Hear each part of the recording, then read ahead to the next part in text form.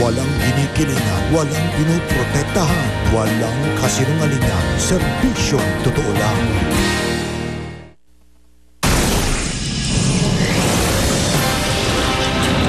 Sa gitna ng tensyon sa Panatag o Scarborough Shoal, maraming travel agency sa China tinigil muna ang pagpapabiyahe nila sa Pilipinas. Pinay na ginahasa umano ng isang Panamanian national. Dumulog na sa DOJ. Pero Panamanian national, wala na raw pag-asang mapanagot pa.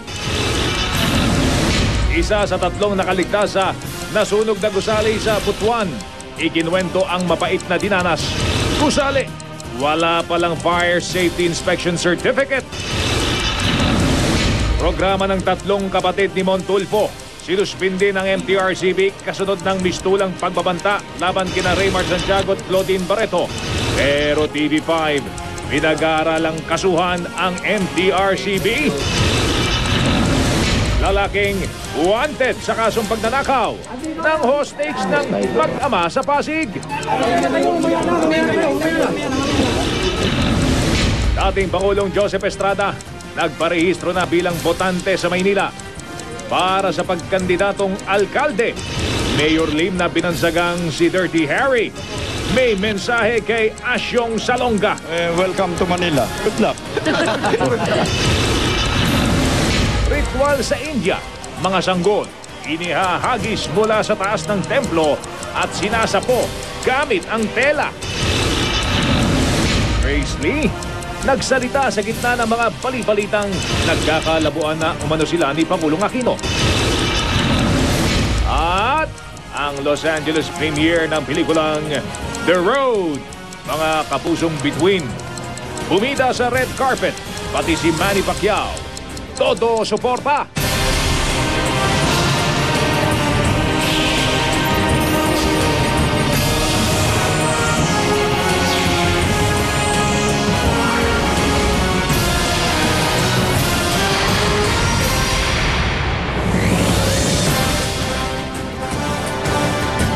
Magandang gabi po, araw ng pagluluksaw, tinatawag na Day of Mourning ngayon sa lungsod ng Butuan matapos masawi kahapon sa nasunog na gusali ro ng 17 stake-in ng mga empleyado. Isa sa mga nakaligtas, pinabulaanan ang unang impormasyon na kinandado ang kanilang tinutuluyan kaya marami ang natrap sa sunog. Pero napag-alamang walang Fire Safety Inspection Certificate ang gusali. Mula sa lungsod ng Butuan, nakatutok live si JP Soriano. JP! Mike, Vicky, ikinuwento ng mga tanging nakaligtas sa sunog ang kanilang mala-impyernong pinagdaanan bago sila nakaligtas sa malagim na sunog dito sa Butuan City kahapon na madaling araw. Sa investigasyon naman ng Bureau of Fire Protection, Mike, Vicky, lumalabas na walang Fire Safety Inspection Certificate ang nasunog na gusali. Lapel. Binigyan ako lapel. Lapel na lang? Habang gumugulo ang investigasyon, patuloy ang nagdadalamahating mga kaanak na mga namatay sa naganap na sunog sa Novo Jeans and Shirt sa loob ng Tan Building sa Montilla Boulevard, Butuan City kahapon. Pahirapan ang pakilala ng Soko sa mga labi dahil beyond recognition sa sobrang pagkasunog. Tulad ni Irene Baligi, kaya naman hindi ito matanggap ng kanyang pamilya.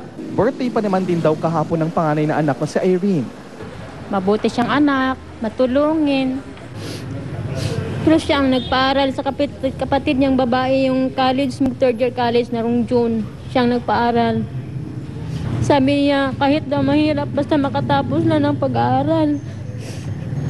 17 katao ang patay habang 3 ang sugatan sa sunog, kabilang si Maylin Pulo. Kitang-kita ang paghihirap ni Maylin matapos daw niyang makipagtuos sa nangangalit na apoy na lumamot sa naturang gusali. Nagtamo si Maylin ng bahagyang sunog sa kanyang ilong at sugat sa iba't ibang bahagi ng katawan. Kwento ni Maylin, madaling araw noong Miyerkules nang gisingin sila ng init at makapal na usok. Nagising na lang ako, yung mga kasamahan ko, gulong-gulo na, sigaw na, sunog-sunog. Wala na raw silang nakita noon dahil sobrang dilim at nakakasulasok na ang usok. Pero natandaan daw niya ang daan patungong fire exit.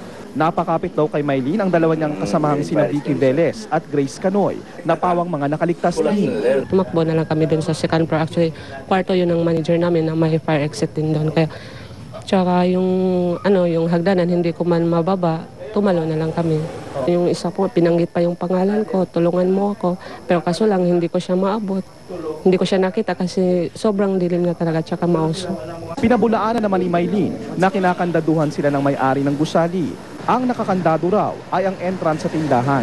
Ayun yung entrance, nakalock siya sa loob. Where yung pwede namin buksan kung lalabas kami, pero yung sa labas hindi siya nakalock. Ayon sa BFP, base raw sa salaysay ng mga saksi, mukhang na-suffocate at nagpanik ang 17 kasama nila Maylin kaya namatay.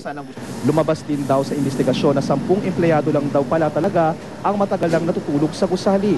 Ang iba raw, unang araw lang nananirahan at hindi pa sanay sa pasikot-sikot sa gusali. Marahil din daw ay nakalimutang magtakip ng ilong ng mga biktima. Ayon sa BFP, kumpleto naman daw sa mga kailangang gamit pangontrasunog ang gusali, gaya ng emergency light, smoke detector at fire exits. Pero ayon sa BFP, wala silang fire safety inspection certificate. Hindi sila binigyan ng opisina natin sa Butuan City dahil mayroon pa silang kulang na isang requirements, yung fire exit drill. Na importante yun sa lahat ng mga empleyado at saka yung may-ari ng building. Nag-recommend kami ng fire exit drill. Sabi nila na mamaya mag-exit na lang kami kasi busy pa kami ngayon. So nagpalo pa kami. Pero ang sinabi nila, sir, busy pa kami. Tumanggi namang magkomento ang legal counsel ng Novo Jeans and Shirts sa umano'y hindi pagkasagawa ng fire drill sa mga empleyado nito. Pero there's no assurance na if there was a fire drill conducted, nabawasan ang casualty. We cannot say that for sure. Nangako na ang employer ng mga namatay na tutulungan nila ang mga kaanak ng mga biktima at makikipagtulungan na raw sila sa otoridad. We will provide all the necessary assistance. Right now nga, inaantay na lang na matapos yung ginagawa ng SOCO na identification ng bodies. Ang immediate concern namin is mapadala yung bangkay sa family as early as possible. Binalikan naman ng mga bumbero ang nasunog na gusali ngayon para apulahin pa rin ang uso. Parang ginibang gusali ang itsura ng gusali, tustado ang lahat ng gamit at naabo ang buong paligid. Mike, Vicky, maggagawa naman ng isang mahusing investigasyon at bumuo na ng task force ng lokal na pamahalaan ng Butuan para imbestigahan ang malagim na trahedyang ito. Mike, Vicky? Maraming salamat, JP Soriano. Mga kapuso, hanggang sa mga sandaling ito, mapanganib na pasukin ang nasunog na gusali na yan sa lungsod ng Butuan. Kaya hindi pa rin tukoy ng mga otoridad kung ano ang talagang naging sanhi ng apoy. Mula pa rin sa lungsod ng Butuan, nakatutuklay si Jiggy Manikad. Jiggy? Mike Blanco pa nga ang mga investigador sa tunay na sanhi ng sunog dito sa Butuan City. Lalo pat hindi agad nila mapasok ang gusali dahil na rin sa peligrong dala ng mga bumaluktot na bakal, mga nanganganib na bumagsak na yero at mga nag-crack na pundasyon ng gusaling nasa likuran ko. Ayon sa hepe ng Bureau of Fire Protection sa Caraga Region na si Superintendent Mario Timonera, lubang mapanganib pasukin na nasunog na tindahan ng Novo Jeans and Shirts sa loob ng TAN Building sa Montilla Boulevard, Butuan City kahapon. Nakamba kasing bumagsak ang mga yero at sigurado raw na humina ng pundasyon ng building na maaaring magdulot ng peligro sa mga investigador ng BFP. Hindi rin daw sila binigyan ng clearance ng City Engineering Office para tuntunin ang pinagmulan ng apoy. Hindi ko pwedeng isugal ang mga tao namin na magpunta doon sa ilalim kasi ang base of the fire, according to mga survivors, nandun talaga sa ground floor. Na ang ground floor ngayon ay natakpan na ngayon ng mga debris galing ng second floor kasi bubagsak na yung second floor. Bukas ang ikatlong araw ng investigasyon na siya ring deadline ng Department of Interior and Local Government para magsumite ng progress report ang BFP. Tuloy nang isinantabi ng Bureau of Fire Protection ang posibilidad na sinadya ang sunog, lalo pat napag-alaman naman daw nilang wala namang insurance ang building. Nagpaabot na raw ng tulong ang lokal na pamahalaan. 5,000 piso kada pamilya ang ibinigay ng tanggapan ng mayor sa bawat biktima. We're just hoping na the soonest possible time meron ng resulta ng investigation. Kung mapapatunay may violation ng mga may-ari ng building, handa rin silang tumulong sa pagsasampa ng kaso para papanagutin ang may sala sa trahedyang ito. The city government will help the families, lalo na dun sa pag-imbestiga nito. And if we find out that there are violations, the city government will be always ready to assist.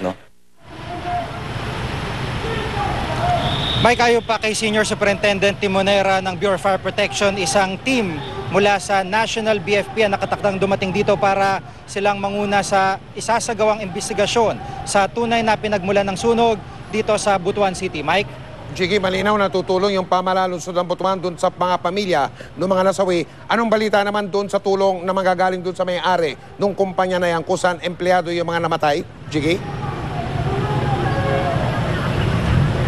May kanina ay nangako rin ng tulong itong mga opisyal ng kumpanyang kung saan nasawi yung kanilang mga empleyado at ganun din may mga financial assistance bukod pa sa mga pagsagot sa pagpapalibing at pagbabiyahe ng mga labi ng mga nasawi sa kanilang probinsya. Mike? Masasabi naman natin sa puntong ito, Jiggy, na may mga tauhan na opisyal ng kumpanyang yan na nakipag-ugnayan sa mga pamilya ng mga namatay, Jiggy.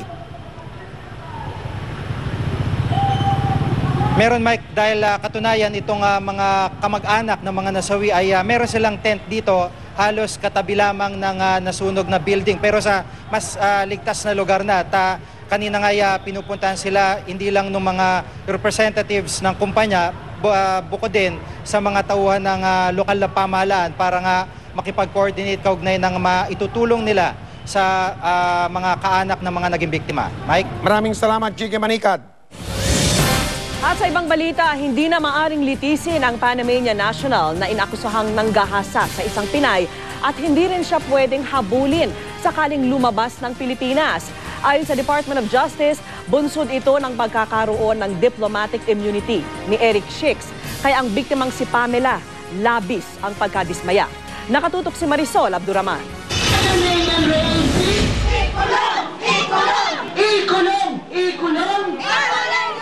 Nanggagalaiti ang grupong Gabriela nang sumugod kanina sa embahada ng Panama sa Makati.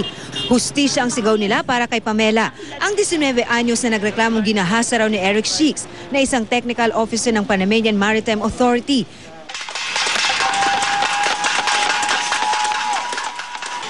Giit ng Gabriela, huwag pagtakpan ng embahada si Shix at paharapin ito sa akusasyon sa kanya.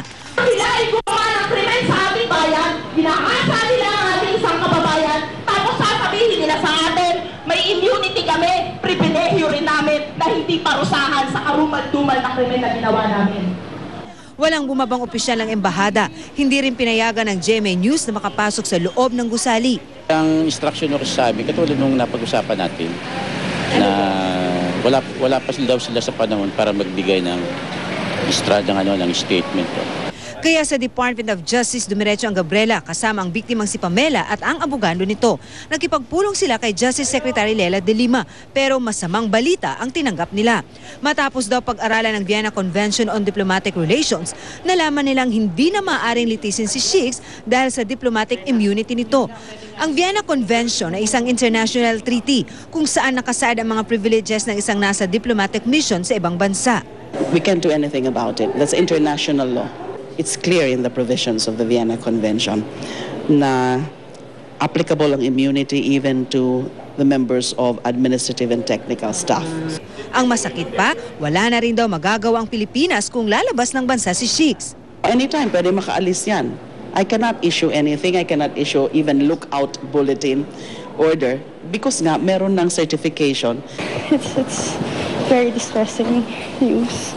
Kung ano pong method ng kaya namin dalhin to, itutuloy po namin talaga. Aakyat kami sa Korte Suprema at questionin namin yung immunity at tinitignan pa rin namin yung option na pwedeng magsampa ng civil case or administrative case. Bukod sa paghingi ng tulong sa Korte Suprema para panagutin si Shix, pinag-aaralan din ang pagsampa ng civil at administrative case laban kay Shix. Umaasa rin ang Philippine government na i-waive mismo ng Panama government ang diplomatic immunity ni Shix. Kapag nangyari ito, maaari ng sampahan ng kaso ang naturang dayuhan. Marisol Abduraman, Nakatuto, 24 Oras.